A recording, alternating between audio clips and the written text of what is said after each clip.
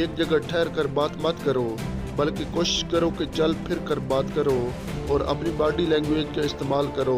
इससे लोग आपकी बात को गौर से सुनते हैं, क्योंकि कुछ लोगों को आपके अल्फाज से ज़्यादा आपकी बॉडी लैंग्वेज में दिलचस्पी होती है, तो इसलिए वो आपकी बॉडी लैंग्वेज को नोटिस करते हैं। और अगर इस वक्त आपकी बॉडी लैंग्वेज अच्छी नहीं होगी तो आपको कोई भी पसंद नहीं करेगा। इसलिए जब भी बात करो तो अपनी बॉडी लैंग्वेज का इस्तेमाल ज़रूर करो।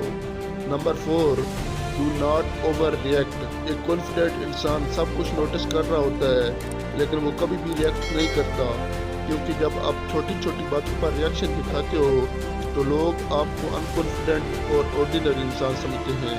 Number 5, speak slowly and use pauses between words. जब भी आप बोलें, कभी भी बोलने में जल्दी ना करें, क्योंकि हो सकता है जल्दबाजी में आप कुछ ऐसा बोल दो जिसका कोई मतलब ही ना हो और आपकी वैल्यू